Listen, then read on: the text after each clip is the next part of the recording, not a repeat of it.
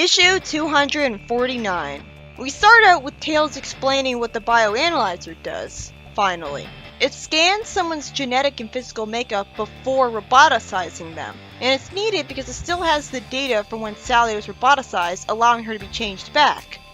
And it wasn't destroyed since then by Eggman for some weird reason.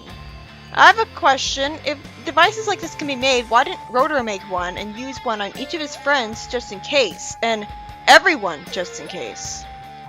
It's just a nitpick though, because I could have easily imagined the story going exactly the same way without it, because there's no hint in Flynn's writing that they even needed to have a bioanalyzer in the first place. Sonic then asks Tails how he knows so much about roboticizers. He's an engineer, why wouldn't he? Tails says that the Brain Trust did a lot of research when Sonic was up in space. Eggman admits reluctantly that free will has been effective tools for his army, as Orbot and Cubot, Mecha Sally, and the Dark Legion have shown. How does that make sense? None of those people have free will, technically, because they can't choose to disobey him. I guess they can act as mostly independently, but that doesn't count all the way as free will. He then clarifies that because of this, he gave Metal Sonic a power gem core to let it think and adapt to any situation. Orbot lampshades how unwise that risk was, and Eggman reveals that the core can amplify his emotions now, but he modified it so that it would only amplify his emotions as he sees fit. He also says that he downloaded battle data onto the power gem for him. All of this is just recaps so far because we learned about all of this in Sonic Universe issue 50, by the way. And he brags about how sadistic Metal Sonic is. If he wanted sadistic robots, why didn't he program them all to be that way to begin with? Why would they need to have independence in any way to be sadistic?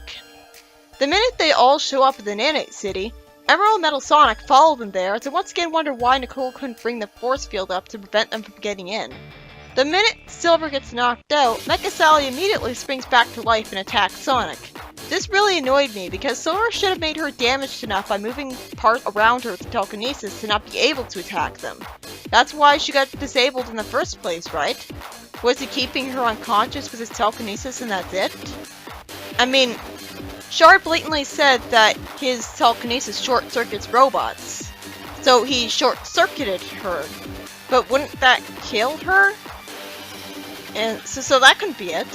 Does that mean he can do the same to non-robots? I guess the logic was if he injured her in any way to make sure that she'd still be out after he let go of her, she'd still be injured when she was brought back to organicness. But the bioanalyzer analyzed her when she wasn't having injuries, so why would it give her some when she's de-roboticized just because she has them as a robot? I'm mostly just annoyed at this because I'm worried they'll pull a Flynn and drag out Mecha Sally even more, but hopefully the title page was honest here. As Sonic is preoccupied with Mecha Sally, he tells Amy to buy Tails enough time to get to the lab so he can bring her there. Amy tells Tails that she'll hold off Mecha Sonic. The last time someone other than Sonic fought this guy, they were blown up. Why can't he do that again? Unfortunately for Amy, Emerald copies her hammer summoning ability. Someone who hates Amy would be rejoicing at her getting a taste of her own medicine, especially after she chased Sonic with the hammer at the end of Sonic Riders. Amy realizes that being in a fight with Emerald for a long time at a stalemate will let her buy more time for Sonic to save Sally. She then looks over at Metal Sonic, who's full of smoke, and Ixis, having possessed Jeffrey earlier as you can tell by his speech, says with fire around him that he won't let Metal Sonic tear up the city. Okay, right away it should be obvious to everyone in the area that he's possessed by Ixis because his eyes are red now, an unnecessary change on Ixis' part. And Ixis is awkward at trying to talk like an Australian, using the word blow kept her hesitating. And he even says my before saying my master's city. Although that could be misinterpreted as Jeffrey revealing that he wants the city to be his, which would be easy for the heroes to believe since they hate him so much.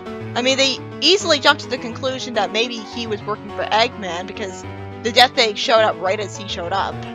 The big problem is not only the eyes, but there's no way Ixis is good at imitating his accent, right? Is he even doing that at all? Wouldn't people notice his accent slipping eventually? That's the problem with making it too obvious that a character is possessed for the sake of the audience. It not only dumbs things down for the audience, but it makes in-universe stupider as well because the other characters should catch on right away with that lack of subtlety. And this isn't just the continuation's fault. They made that mistake with Monkey Khan whenever he was brainwashed as well, where he looked different with his eyes and stuff for no other reason than telling us he's definitely brainwashed. Mecha Sally uses a force field to keep Sonic from attacking her, and she briefly jumps at Cream as she stupidly stands there paralyzed in fear while looking completely black-colored for some reason, so that she looks totally unrecognizable. That was weird. I guess Eggman programmed her to be able to temporarily change her appearance like that to look menacing. Mecha Sally guilts Sonic by telling him that he has failed her before, like when he attacked Knothole as Mecha Sonic. It wasn't his fault Fang surprised him and dropped a barbell on him, or that he got roboticized afterwards. His only failure was not putting on the free will chip just because Sally said no, which would have possibly let him keep his free will as Mecha Sonic. If anything, the failure was on Sally for saying no to his plan, and guaranteeing that all that would happen. Anyways, I mean, she's probably just blaming him for that to manipulate him. She also says that he fell for a ploy to have her killed. What did he fall for? It was everyone else who fell for it. She's really sucking at the manipulating thing because this makes no sense and Sonic never points it out. She also tells him that he forsaked her for a fight with Silver Sonic. Well, I kind of felt the same way too, but it's not really true. While he's distracted by his guilt, she kicks him because that was the whole point. In the Secret Freedom Fighters, as Nicole looks depressed and Shard comforts her with his hand on her shoulder, Elias says he needs to go stop Sally. The owl guy says that he can't, not because he obviously would get killed because he's not a superhuman, but because there are witnesses everywhere. Elias is angry at him and asks if restoring him to the throne is worth watching his sister commit atrocities. Why would he be unable to get restored to the throne just because he tries to stop Sally in the city? People wouldn't think he was a secret freedom fighter, they'd think he just came back for some reason and fought alone. I guess he means that he wouldn't be able to come back to the throne because he'd be dead, thanks to Ixis. Shard is the voice of reason with his hand on his shoulder, being a friend like that, telling him that they have to let the public hero save the day this time. And Elias looks depressed like Nicole does. This kind of feels like filler, but it's nice to see them.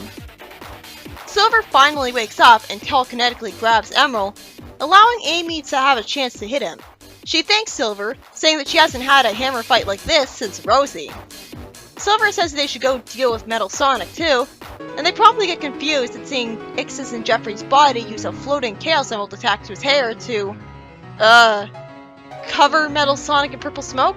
What's that doing to him? I don't understand. Amy asks why he can suddenly do that. Stupid question since he's with Ixis all the time, so she should be assuming that he learned it from him. And she asks why he has Ixis' staff. Shouldn't she just be assuming that Ixis let him borrow it? Or that he betrayed Ixis and stole it for himself? I mean, you'd think that it would be pretty easy to come up with the explanation. Silver says pragmatically that as long as he's fighting Metal Sonic with it, he doesn't really care. But again, Ixis being so obvious about possessing Jeffrey here makes me wonder why the heroes didn't figure it out right away. Ixis threatens to crystallize Metal Sonic for personal use after freezing him solid. That sounds like a pretty nice way to make him a threatening villain, and then we see him panic as a flatlining red line background happens, and Ixis acts panicked as purple lightning surrounds him from the staff and comes out of his eyes. He asks in his mind why having Jeffrey's body isn't preventing all of his sickness stuff, when the real threat with the sickness was in his mind all along, with the ghosts of the wizards he fused with being there, so of course it wouldn't just be exclusive to his body. So what's he gonna do now? It doesn't matter who he possesses. Metal Sonic says that the data on Ixis magic has been successfully copied. Oh crap. So Metal Sonic has Emerald's copying power too. That came out of nowhere, but it makes sense that he'd be programmed with that, especially since he did that in Heroes. It's really cool, of course he'd do this eventually. Silver tells Amy to stay here and make sure that Metal Sonic doesn't get any backup. Tails asks in a panic why it's taking so long, and Rhoda says that they can't hook up a bioanalyzer meant for a world roboticizer to do a rush job like this. Because of this, they'll have to transfer the data to a standard model. Jules tells Uncle Chuck that his sensors are conveniently picking up something approaching rapidly, but are not convenient enough to tell them that it's Metal Sonic. Huh? Silver rushes to stop Metal Sonic with his telekinesis, and then for some reason he asks if he lost control again. He never lost control to begin with. The closest he came to that was when he was fighting Enerjack as hard as possible in Janika's universe, and he was fighting someone omnipotent. It's at least sweet to see Silver worry about losing control of his anger. His anger, not his powers, because there's no reason he would lose control of it. He makes himself useful to telekinesis, saying that he's gonna keep Metal Sonic under stasis and find Sonic, who should be with Sally. Now I'm really worried that with Metal Sonic will be able to copy his overpowered telekinesis ability, because that would really suck for the heroes. Also, it's a really good thing that Silver didn't confuse Jules for Metal Sonic. Silver then greets Sonic, and this proves to be a stupid mistake, as Metal Sally blasts him with her head laser in response when he should have just telekinetically grabbed her the minute he saw her. Because of this stupidity, he didn't do that, and this frees Metal Sonic from him as well. At least it looks like the force field is up and the fighting between the robots is only taking place outside the city walls because we have that blue wall thing there. But Silver really should have broken Metal Sonic beyond repair while he was telekinesising him. It's not Mecha Sally, so we had no reason whatsoever to hold back. Metal Sonic tells Mecha Sally to self-destruct, and she taunts Sonic in a very tense high-pressure situation about the other friends that died on him, like Nate and Tommy. Fortunately, he's able to spin dash her into being deactivated, and just before the bomb in her could blow up, he rushes her at the speed of sound to the dear bioanalyzer and gets Sally back. Conveniently, she wakes up pretty quickly, but looks horrified and sheds a tear when she realizes that she had been a robot inconveniencing people for so long, and seems to faint right away from sheer fear. Really? She didn't have that reaction the last time she was deroboticized, although she wasn't a robot for nearly as long that time, but she still woke up and realized that she was just about to be forced to roboticize her friends. I'm not expected to believe that she remembered everything, am I? I guess she did have her independent thought back then, Eggman obedience aside, and maybe people having no free will when they're robots is what causes them to have no memory of when they were robots later, because they basically had a totally different brain back then. But she still had a different robot mind at heart. There's no reason she should keep the same memories when every other robot up to this point has been established to not remember their times as Eggman's slaves. Like Uncle Chuck, he forgot about roboticizing Lupe, though he still felt guilty when he learned about it again. This issue was by Tux Nux. Also, the previous issue was written by Fritzy Beat, and proved that, as I said before, Flynn could have very easily resolved the Mecha Sally story in just 1 or 2 more issues, which probably could have happened if Sega hadn't forced him to make a worthless adaptation of a Sega racing game and a Olympics game. They get Mecha Sally to the outskirts of the city where the force field is raised the whole time, which took too long for me to notice, unfortunately. And there's some complications in the plan because Emerald and Metal Sonic, who have copy abilities, knock out Silver, releasing his grip on Metal Sally, who immediately is able to attack and wakes up afterwards. Enixis continues his usual shtick of not being allowed to be useful at all because his debilitating mental magic illness comes back, even in Jeffrey's body, since it was in his mind after all. For some reason, Metal Sonic doesn't kill him in his moment of weakness, but he does copy his magic. Silver does save Tails from Metal Sonic, though. Unfortunately, Metal Sonic doesn't take advantage of him and copy his telekinesis. But I really have to wonder why Silver didn't just completely destroy Metal Sonic with his telekinesis. Fortunately, even though Silver has a moment of stupidity by greeting Sonic instead of grabbing Metal Sally with Metal Sonic right away, he recovers and saves the day, with Sally being horrified at what had happened to her when she returns to normal. Silver gets to use his powers in the way that I expect of a telekinetic, grabbing people. And everything's all wrapped up in a happy package in just 2 issues. See, Flint, this is how you do it. Well, the Ixis thing wasn't resolved yet, but I'm not sure I want it to be that early. It's still pretty interesting after all. The point is, Sally's back. And surprisingly, while that's already the end of Archie Sonic Online, since even at the time that I'm saying this, we haven't had another issue, it didn't end without saving Sally like I feared.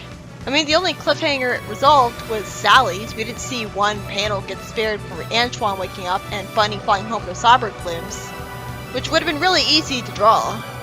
But at the very least, it was said that completing even those 2 issues took like a year of hard work from fans, so it's a miracle they got those issues out.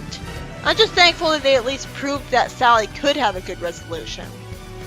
They were also planning to rewrite the Knuckles story arc where the echidnas were all warped away, as apparently that was only a heavy rewrite forced by legal issues and not Flynn's actual plan. And they were planning to rewrite Sonic Universe issue 50 and start from there, because Flynn wanted to make it a Sonic Underground adaptation instead. The last issue was released on August 2018. I really hope that the fans haven't outright quit on this and are still working on it. And I especially hope that they are going to keep working on it for a really long time. That's the big downside to a fan comic. Even if it is fantastic and hilariously much better than Flynn's work at the end of the comic without even trying, it takes forever for fans to make issues, while the canon comic takes much less time. The biggest problem I have with Archie Sonic Online is Mobius Legends. Because if they're completely non-canon stories that are just there for test stories and have nothing to do with the continuity of Archie Sonic Online, then they're just wasting time and resources on making them when they could be getting out like main comic issues and universe issues much faster if they weren't wasting their time on it. They're fun to read, but why? They're obviously just causing more problems than they